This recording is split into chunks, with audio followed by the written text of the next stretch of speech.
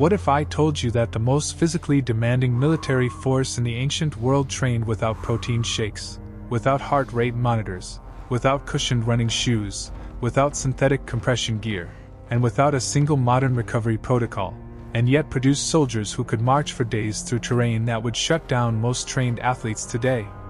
No hydration. No sports nutrition science. No climate-controlled training facilities.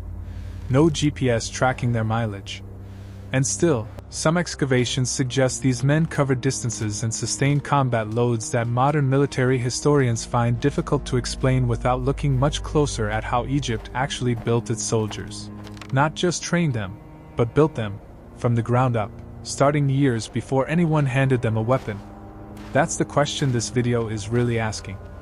Not, how hard did ancient Egyptian soldiers train? That's the easy version. The real question is, what system produced a human body capable of almost impossible endurance in one of the harshest environments on Earth? Because the popular image is probably wrong. Or at least deeply incomplete. Most people imagine ancient Egyptian soldiers as figures carved in stone, rigid, stylized, marching in perfect lockstep under a blazing sun, spears raised, looking more like symbols than men. And from that image, we tend to assume their physical capability was either exaggerated by propaganda or simply less impressive than we think, because ancient warfare was simpler, ancient bodies were tougher by default, and the desert was just their normal environment, so of course they managed. It feels logical. It feels like an obvious explanation, and yet it misses almost everything. The Egyptian army wasn't built on natural toughness alone. It was built on a system. A multi-layered, long-duration, environmentally specific conditioning system that didn't look like a military training program from the outside. Because it wasn't only a military training program. It started before anyone joined the army. It ran through diet, movement, labor, heat exposure, hydration management, and social structure. Each element fed the next. Nothing worked in isolation. This wasn't about creating more strength. It was about eliminating the things that cause a soldier to stop. That's the shift. That's the insight that changes how you see everything else. Think about what actually ends a soldier's ability to fight. Not in theory, in the desert, in a real campaign, marching through the eastern edge of the Sinai or pushing south along the Nile's narrowing banks in midsummer. It's not usually a single catastrophic failure. It's the accumulation. Heat creeping past the threshold the body can regulate. Salt loss making muscles cramp in waves. Dehydration slowing the mind before the legs even know something is wrong. Bad food in the days before, or no food, burning through glycogen reserves that were never properly stocked to begin with. The wrong footwear destroying the feet before the third day. Poor sleep over weeks grinding the immune system into dysfunction. And underneath all of it, a body that was never conditioned to handle heat as a long-duration stressor. Egypt didn't try to train those things away in a few weeks of military camp. The evidence, scattered across excavations, tomb paintings, administrative texts, and skeletal remains, points to something far more embedded, a population already partially conditioned through the rhythms of daily life, then selected and further shaped by structured physical culture over years, then organized and managed during campaigns with a logistical precision that is still underappreciated. And that's when the real problem starts to come into focus. Because when you look at how it actually worked, the line between civilian life and military preparation was not a line at all. It was a gradient. Start with heat. Because heat is the first enemy, and the one that doesn't announce itself clearly until it's too late. The Nile Valley sits in one of the most thermally aggressive environments humans have ever settled at scale. Summer temperatures along the valley floor regularly exceed what most people from temperate climates experience in a lifetime. But that's not the interesting part.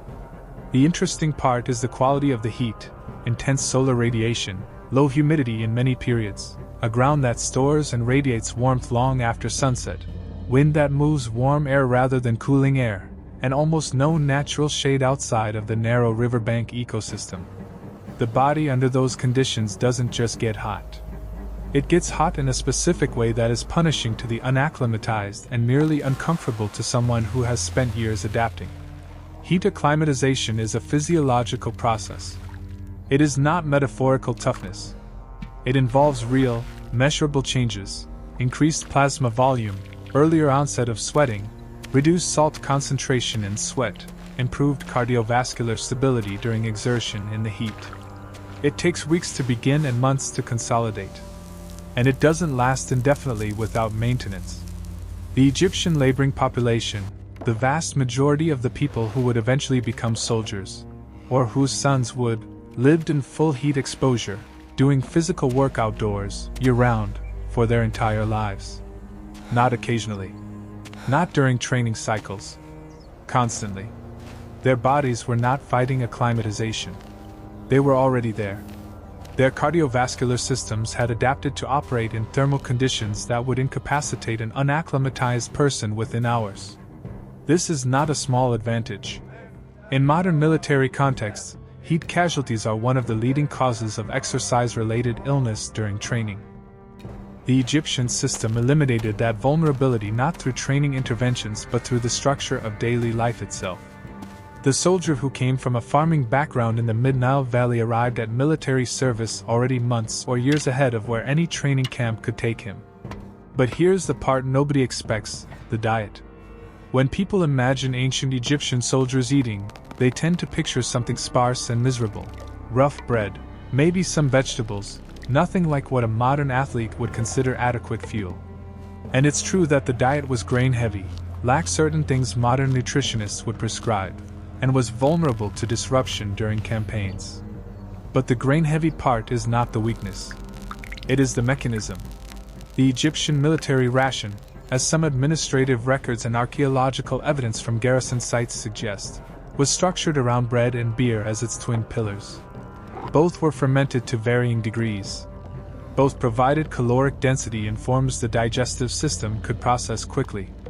The beer, which was far thicker, lower in alcohol, and more nutrient-dense than modern interpretations often suggest, contributed B vitamins, calories, and a degree of microbial stability that plain water could not guarantee in field conditions. The bread provided slow-release carbohydrates that sustained energy over long marches without the sharp crash of simpler sugars. This is not a coincidence. It is not a lucky cultural habit.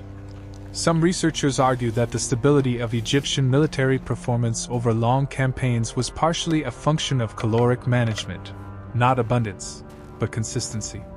The logistics of bread and beer production were baked, quite literally, into Egyptian administrative culture. Bakeries and breweries were standard components of military installations. Rations were calculated and distributed with a precision that appears, in some records, almost modern in its bookkeeping. Heat isn't just temperature. It's time. And nutrition is the mechanism that lets the body keep buying time. The structural conditioning came next, and it came in forms that didn't look like military training because they weren't labeled as such. Agricultural labor in the Nile Valley was, by modern exercise science standards, a remarkably comprehensive conditioning program. Carrying water in heavy ceramic vessels over irregular ground. Working irrigation channels that required sustained low-level effort for hours. Harvesting in bent-over positions that loaded the posterior chain repeatedly. Hauling, lifting, pulling, walking enormous distances on foot without mechanical assistance. None of this was designed to produce soldiers. All of it produced bodies with high base-level work capacity, strong connective tissue, functional movement in loaded positions, and, crucially, a normalized relationship with sustained physical discomfort. Modern exercise science distinguishes between fitness and work capacity. Fitness describes acute performance under controlled conditions. Work capacity describes the ability to sustain output over long durations under varying, uncontrolled conditions. Agricultural labor builds work capacity in ways that gym training does not, because it is unpredictable, prolonged, and embedded in real environmental stressors. The Egyptian farmer arriving at military service didn't have a fitness level that would impress a modern strength coach. He had a work capacity that would outlast almost anyone who trained exclusively in controlled environments. And that's the engine. But the engine needs maintenance. And the Egyptian system understood maintenance in ways that are still surprising. Skeletal remains from sites associated with military populations show patterns that, when analyzed, suggest a high repetition loading history, the kind of asymmetric bone density and joint where that comes from years of specific repeated movement, particularly throwing, rowing, and running with weight.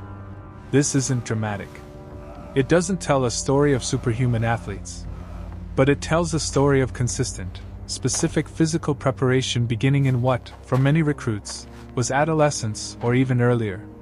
Some reconstructions of Egyptian military culture suggest that physical games, wrestling, stick fighting, and competitive rowing served a dual function, as social and religious activities that were also proto-military conditioning.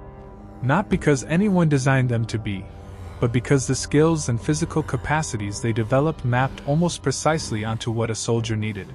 Wrestling built core stability, grip strength, and positional awareness. Stick fighting developed the hand-eye coordination and spatial aggression that translated directly to close combat. Rowing built the cardiovascular base and upper body endurance that made carrying weapons over long marches survivable. Nothing worked in isolation. The game was also the training. The labor was also the conditioning. The ration was also the medicine. But none of this answers the question about what happened when the system was tested. When the march was real, the sun was real, and the enemy was not a training partner. Here's where the organization of the Egyptian military becomes the hidden variable. Ancient armies failed at campaigns not primarily because their soldiers were unfit, but because they couldn't manage the cumulative toll of distance, heat, food insecurity, and sleep disruption over days and weeks. A soldier who is well trained and exhausted is nearly as ineffective as one who was never trained at all. The Egyptians, particularly from the New Kingdom period onward, developed a logistical structure that was specifically designed to manage that toll, not eliminate it, but slow its accumulation enough that soldiers arrived at the point of engagement still functional. This included route planning that prioritized shade and water sources, not just speed. It included pacing discipline, march structures that built in rest cycles before bodies hit critical fatigue thresholds, not after. Some reconstructions of Egyptian campaign management suggest that the pace of advance was calibrated to avoid the exponential cost curve of extreme exertion, where pushing 20% harder costs 60% more physiological capital. Slower, more consistent movement preserved fighting capability at the end of the march. The water management component deserves its own moment, because it is one of the most technically sophisticated elements in the system.